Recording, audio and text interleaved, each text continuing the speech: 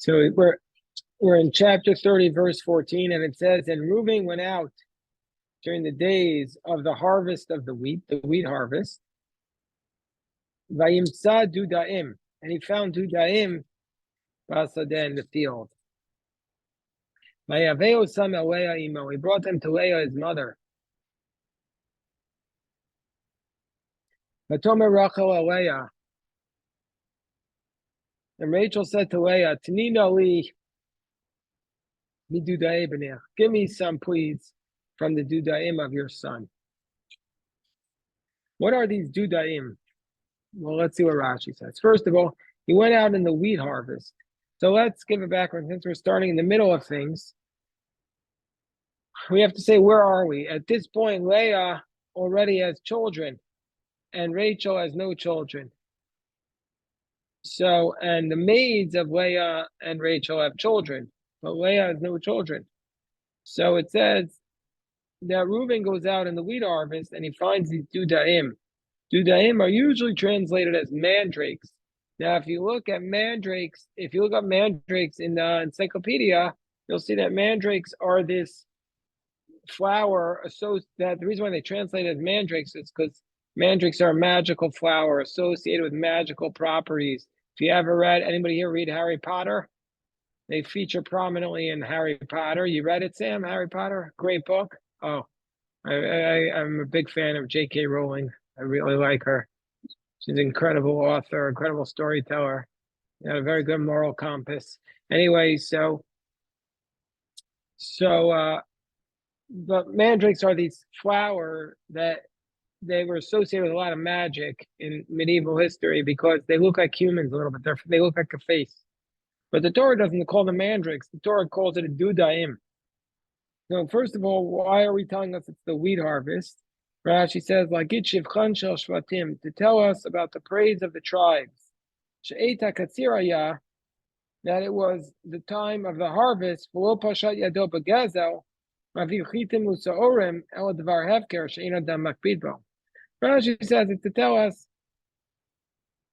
that it was a time of the harvest, and yet he didn't bring his mother wheat or barley, but he brought her dudaim, which were ownerless flowers. Okay. Maybe. Alternatively, we remember the wheat harvest was when they would be out in the field because they were all collecting stuff, and he probably came home and he got something for his mother. So we found these dudaim. What are the dudaim? Raj, he says, sigle. Sigle, what is that? Asefu, it's an herb. It's an herb, ubilashon Yishmael, in Arabic, yasmin, jasmine. You know what a jasmine flower looks like? So that's what other places, Rashi doesn't call it jasmine. In other places, Rashi calls it a violet. It's another type of flower, presumably. The violet flower. It looks like Well, you have a picture there. I don't have a picture. Well, no, but they wouldn't know. I mean, they put in a picture of a violet because the Talmud calls it a violet. It says here mandrake under the picture, so they're not presenting it as violet, presenting it as mandrake. Oh, but even the word mandrake, I'm just saying, like, we have no way of knowing what this Hebrew word is, what the real flower that he brought back was. Dudaim. The reason why they say mandrake is because the mandrake was it's some sort of fertility potion, presumably. So there's the equivalent of some sort of pregnancy tool. And he gave them to his mother. So again, we've seen two theories, or three theories. One is mandrake, which is not necessarily in Rashi. And then we see Rashi says jasmine or violet. Okay. But one time I went to Israel and I bought some mandrake. It wasn't cheap. It's very expensive. And it says if you eat it, it's going to force you to throw up. So before you have a colonoscopy, you should eat this. flour, you'll throw up everything. Or you could go with the disgusting stuff they give you. So Vayavei Osam Leah Imo. So Reuven brought these flowers to Leah, his mother. We're in chapter 30, verse 14. Vatomer Rachel Leah, and Rachel says to Leah, Tanina li midudai b'nech. Give me, please, from the dudaim of your son. So Rachel asks for the dudaim that had been brought by Reuven for the mother Leah. And Leah gets very offended by this.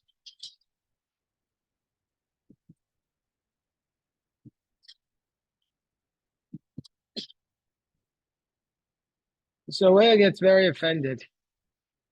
John, everything okay?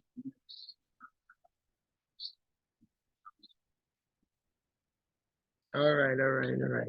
John's been busy spending his Sunday cooking for us a feast. Yeah, he's making blondies. We're very happy. Thank you, John. Yeah, no. It's for now. He's making it. And he said to her, so Rachel says to Leah says to Rachel, is it not enough that you took my husband? You're also taking my mandrakes or my dudaim for my son.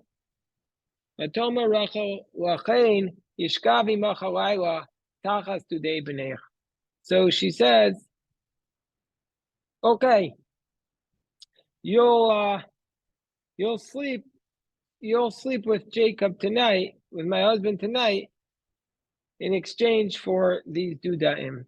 That's a trade. She's willing to make this trade. Rashi says, it's an astonishment. You're doing this also. You're taking my son's dudaim. Rashi and Torgum says to take. Therefore, he shall lie with you tonight. This lying of tonight was for me. I give it to you. In exchange for the of your son. Rashi says she committed a sin here because she was disparaging to the opportunity to sleep with her husband. Here, I get the chumash from the bookcase over there, Josh. Do you know where it is? I'll tell you where. Go to the left, right there, yeah. So he says, because she was disparaging of the opportunity to share the bed with the tzaddik, for this reason, she did not merit to be buried with him. This is why she was punished and was not buried with him. So they are not looking favorably upon this fact. We're in, what page are we on? Okay. So I see Jerry is patiently raising his. Jerry, what is your question here? What is the importance of mandrakes in this story? Oh, so most overwhelmingly, the commentaries understand this to mean that it was a fertility potion. And the importance is going to be that Rachel is soon after this going to get pregnant. That's why she wanted them. I see. Okay. But scientifically, in today's world, do mandrakes really? So we don't have to say that it was mandrakes. Some people translate it as mandrakes, but we assume that it was something which is believed to be a fertility potion, and it's possible it was like it either worked or it was a placebo. That sometimes women can't conceive because they don't think they could become pregnant. Like there's a phenomenon that once women adopt a child, then they become pregnant. I've seen that a few times actually in my life. I know firsthand that women who tried many years to become pregnant only were able to become pregnant after they adopted a child. Then they have two. Also, we have two friends who worked very hard for the first child, fertility, FIFO, everything, and they each had a child. And then they said, great, I have a child. They both got pregnant again. Right Without away. trying, right away, Right. without trying. Right. So that's exactly it. Like, so it's possible, and I'm not a fertility doctor by any stretch, but it's possible there was some placebo effect here that helped her with her fertility. But it's also like God's will. yeah, it's also God's will for sure. For sure. Everything is God's will. Everything is God's will. Everything is God's will. Yes, indeed. Okay, welcome, David, Reb David. Okay, so that's the significance. So then the text continues and it says that so anyway, she was punished for him for this reason. So Vayavo Yaakov min hasadeh ba'erev. Jacob came out from the field in the evening. Vayetzei Leah likrato, and Leah rushes out to greet him. Vatomer Elai tavo. She says, "You're going to come with me. Kisachor secharticha b'dudae b'ni, because I hired you with dudaim of my son. Vayishkav ima b'laylahu, and he lay with her on that night." Okay, what does that mean there? What does Rashi say? Sachor secharticha natati lerachel sechara. I've given Rachel her fee. I paid for you. Doesn't mean she paid for Jacob, but it means I paid Rachel for the opportunity to be with you. B'laylahu. And so that night, he slept with her that night. So b'laylahu. So what does it mean? Who? Rashi says, HaKadosh Baruch Hu Siyah, God himself assisted Yaakov that night, Vayetzei misham Yisachar, that Yisachar would emerge from there. Meaning to say, it could have said Balayla Hahu, but instead it says Balayla Hu. He is on that night. Meaning to say, God interceded. Rashi in the Talmud tells us that when Jacob returned from the field, riding on his donkey, God caused the donkey to turn towards Leah's tent rather than Rachel's. So that's why Jacob blessed, because the child is going to be born from here as Yisachar. He said, Yisachar Chamor Garem, which is usually called Yisachar as a jawbone donkey, but it can also mean a jawbone, a donkey caused Yisachar to be born, because God caused the donkey to go in the other direction. Two men have done this with one, not really know that. Well, meaning to say, if one man sold the woman, but I would say,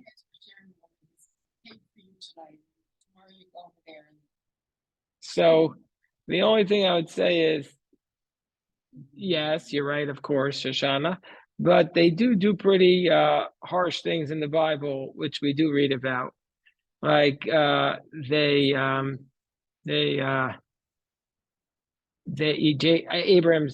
said his wife is his sister, passed her off to Pharaoh and to Avimelech. They took Dinah after she was assaulted, chapter 34. So there are other similar stories that we should not try in the modern world. All this is symbolic. Yeah. That it just he's very passive here. What shows that's unusual is the story that women take agency. The women are the agents. Women are agents of change, and that's interesting here, right? Vayishma Elokim Leah. God heard Leah. Where did Leah say anything? Vatar Vateru Yaakov ben Chamishi, and she gave birth to a fifth son to Jacob. Rashi says God heard Leah. Shaita mitavel mechazeret. She was desirous in putting forth effort. Arbot shvatim. She wanted to have more tribes. So she had righteous effort. She wanted to make more children. So God heard that. Verse 18. Vatomer Leah, and Leah said, Nasan Elokim, Sichari. God has given me my reward. Asher natati shifchati ishi. God gave me my reward because I gave my maidservant to my husband. Vatikra shemo Yisachar. And she called his name Yisachar. Now, there's a dispute. How do you pronounce the name? Yisachar or Yisachar? Hasidim pronounce it Yisachar. Ashkenazic Jews, all other Jews pronounce it as Yisachar. Verse 19, Vatar od Leah, Vateod ben Shishil Yaakov. And then Leah gave birth again. She conceived again, and she gave birth to a sixth son for Jacob. What's the sixth son? Vatomer Leah said, Zevadani Elokim Osi Zeved Tov. That God has endowed me with a good endowment. Hapam Yizbaleni Ishi. Now my husband will make Yizbaleni, his residence with me. We'll see what Rashi says. Kiladati lo shisha banim, because I gave birth to six sons. Vatikrat shemo Zevulun, and she called his name Zevulun. Rashi says, Zeved Tov. What does that mean? Ketar Gumo, Chilak Tov, a good portion. That's what the Targum says, that it's a good portion. It's a Chalak Tov, a good portion. Yizbaleni, that my husband will now, Yizbaleni Ishi. What does that mean? Rashi says, Lashon Beit Zevul, the main home. In Old French, it's here bir aire, her bir gaire. That's a residence. Like in French, auberge or hébergement. Okay. Beit Madur, place to live. Me'ata lote ikar dirato ela imi. From now on, his main place is going to live with me. Sheyeshli banim kineged kol ne'ashav. I have the most sons, corresponding to all his. I have as many sons as all his other wives. She had a prophecy that he was going to have 12 sons. So now she had 6 sons, and all the other wives together were going to only make 6. Okay. Verse 21. The Achar Yalda Bat. Afterwards, she gave birth to a daughter. Vatikrat Shema Dina. She called her name Dina. Why is she calling her name Dina? Pershu Rabotenu. Shadana Leah Din Ba'atzma. Because Leah made a judgment about herself. This is a powerful name. Why is her name Dina? Leah made a judgment. What was the judgment? She said, Imzeh Zachar, when she was pregnant with child number 7, with her 7th child, she said, well, if this one will be born a male, because remember, she had a prophecy that there was only going to be 12 sons born to Jacob, my sister Rachel will not even have 2 sons like all the maids have. So, because Leah already had 6, and the 2 maids had 2 more each, so that's 6, 8, 10. So if this 7th will be a boy, then Rachel won't even have a 7th. She'll only have 1 son. So what did she do? She prayed, and the child turned into a female. She did a transgender prayer. I don't know if you're allowed to do that in general, other than this case. If you're allowed to pray that the child be a specific gender, I don't think that's allowed, because once the child's already assigned a gender from God, you're not allowed to pray that it be different. But aren't you just expressing your hope? You pray for lots of things. Probably aren't realistic. And God's already working out anyway. Yeah, but you can pray for something before it's happened. Like, for example, let's say, God forbid, you're in a situation. Let's say you're in the following situation, God forbid, not you, but let's say person, let's say Reuven is coming home and he sees on his block there's a fire and fire engines. he can't say, you're not allowed to pray, oh, I pray this is not my house. Because at that point, it's already happened. So you can pray, I hope everyone is okay. I hope that nobody gets hurt, but you can't say, I pray it's not my house. So at that point, it's too late to make that prayer. So you can't make that prayer anymore. So why was she able to pray? I guess she had the right, she had the ability to make the prayer to switch the efforts at this point. To switch the efforts at this point. So if the woman is pregnant, and the gender is already determined from conception, so you don't know the gender, you're not, you shouldn't pray, I pray it's a girl. Yeah, I don't think that's allowed. In this case, Leah was a prophetess, so she had special powers, so she couldn't make a change, but none of us can make the change, so it shouldn't be allowed. Yes, Jerry Sheckman has a question. Yes. Yeah, why make it difficult? Why not say that Dina made this prayer even before she became pregnant? That would solve the problem, and not making this a miracle. Well, because Rashi is trying to explain, and the Midrash is trying to explain, this is based upon the source for it is from Brachos 60a, that and they're bothered. Usually, all the children, there's a reason for their name. Why is it called Yisachar? Why is it called Zevulun? We don't say, why is she called Dina? It doesn't say why she's called Dina. She's called Dina. So they have to explain. Also, the other thing that's unusual is we're not told about any other girls being born. So presumably, there were other girls being born. We weren't told about them. Obviously, you can't, and the Midrash says that there were other girls born. But the question is, so why are we told about this pregnancy? And why are we told about the birth of Dina? So because of these factors, they want to explain the name, where the name comes from, and also why we're told about her pregnancy. Because otherwise, could just say that she gave birth to a child. So it has to be something unusual about the pregnancy. That's my theory. Yes. I have a question. Yeah, of course. A little bit. When it says that they had 6 sons and 5 and then 6 and 7 and counting the sons.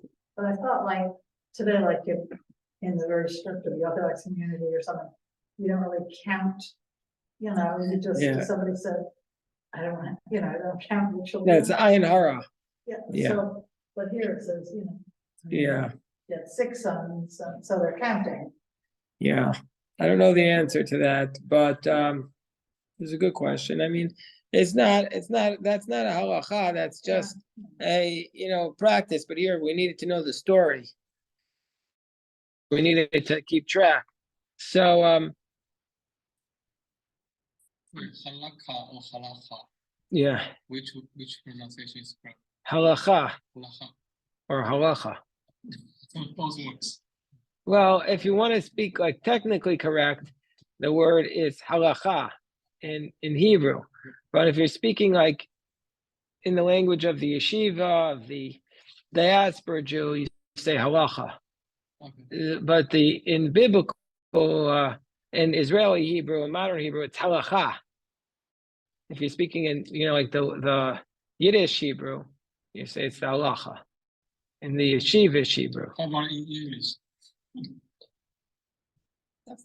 It's not an English word. It's a Hebrew word, which is pronounced differently depending upon which community you're in. In English, I think most people say like halakha. Is that true?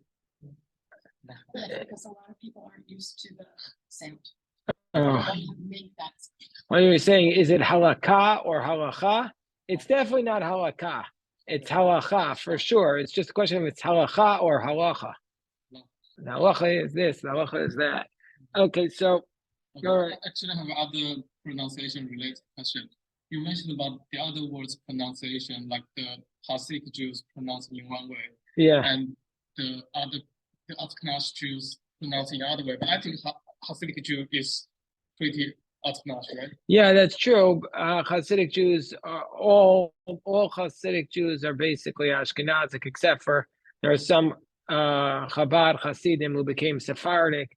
But the point is that even within Ashkenaz, there's different communities. There's Hasidic pronunciation and Ashkenazic. All right, but now it's time to daven, so we will daven mincha at this time. Daven mincha. Shkoyach. Davening.